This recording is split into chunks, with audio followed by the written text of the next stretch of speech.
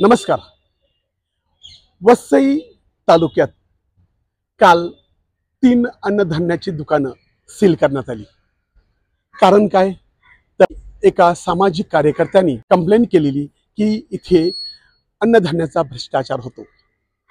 खरं बघितलं तर केंद्र सरकार आणि महाराष्ट्र सरकार हे गरीब जनतेला 2 वेळेचं अन्न भेटावं, गरीब जनतेने पोटभर अन्न खावं, त्यामुळे गरिबांसाठी अन्न पाठवलं जातं। परंतु ज्यांच्या मनात पैशासाठी भ्रष्टाचारच करायचा असतो, अशी माणसं हे गरिबांच्या तोंडातला घास देखील काढून तो आपल्यासाठी कसे अजून आपण धनवान होऊ शकतो ह्यासाठी भ्रष्टाचार करत असतात।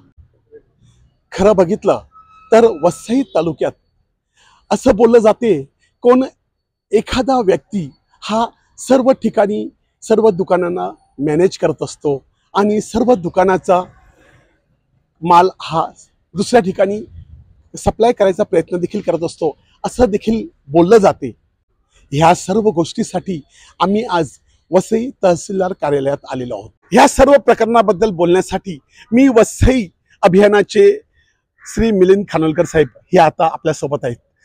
दादा, कालच आपल्या इथे वसईत 3 अन्नधान्य स्वस्त अन्नधान्य दुकानं जी आहेत ही सील करण्यात आलीत आणि वसईचं तुम्हाला संपूर्ण माहितीच आहे की अन्नधान्य एक दिवसात येते, दुसऱ्या दिवशी संपते आणि पुन्हा काही लोकांना मिळते, काही लोकांना मिळत नाही।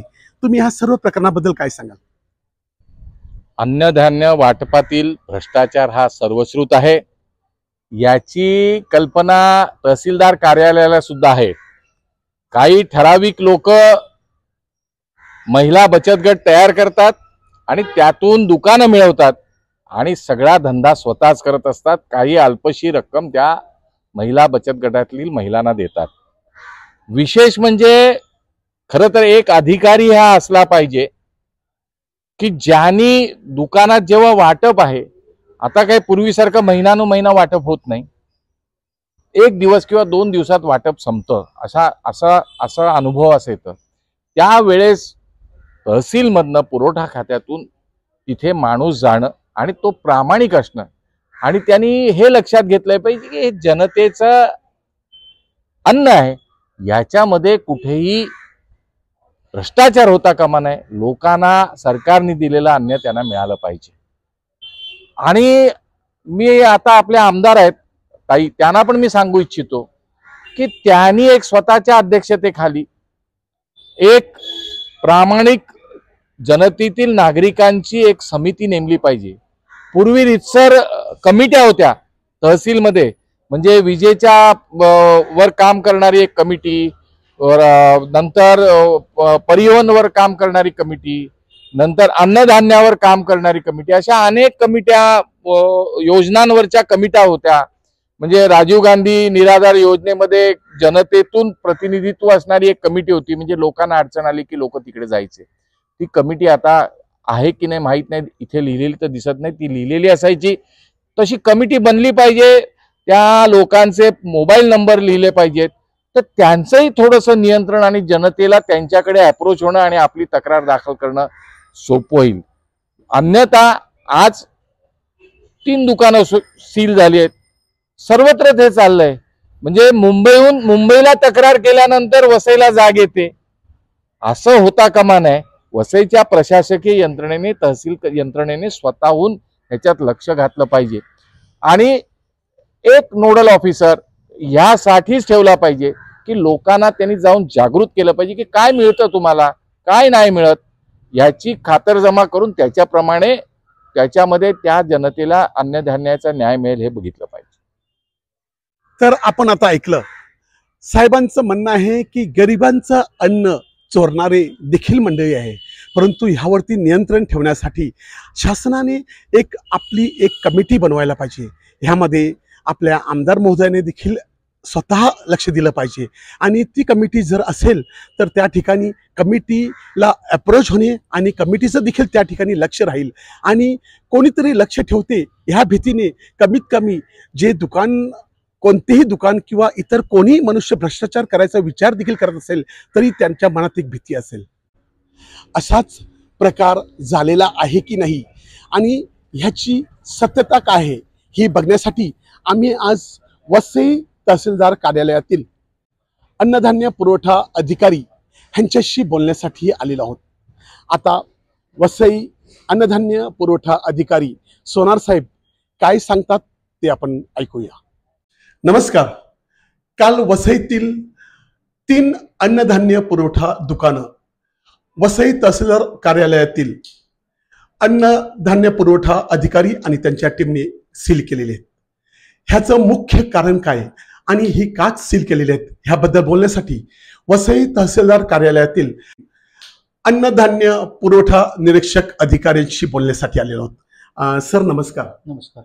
आणि सर ही जी कारवाई काल केली हो, त्याबद्दल तुम्ही काय सांगाल?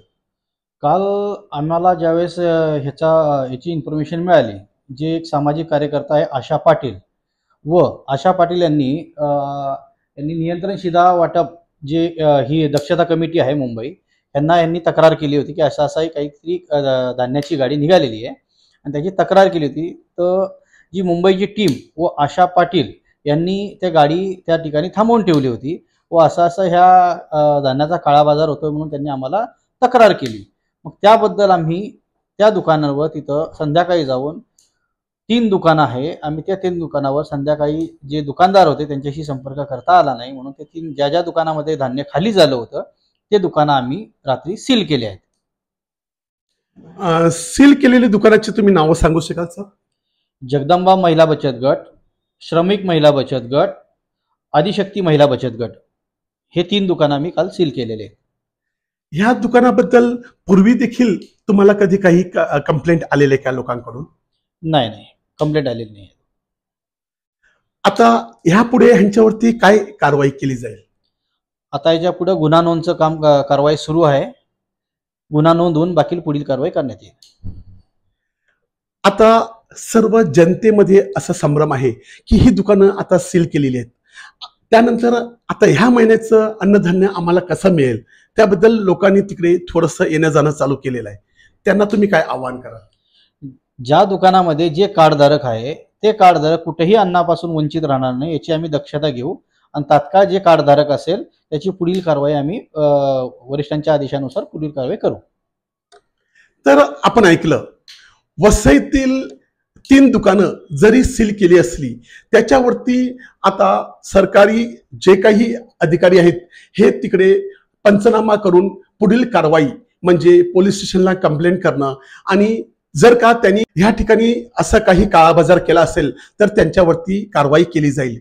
परंतु सर्वसामान्य जनतेला अन्नापासून दूर ठेवणार नाही, त्यांची कशी सोय करता येईल, हे दुकानं दुसऱ्या दुकानाशी कसे अटॅच करता येईल ह्याबद्दल आता साहेबांचं कामकाज चालू आहे। वसई लाईव्ह न्यूज साठी दिलीप डाबरेसह धनंजय ठाकूर, नमस्कार।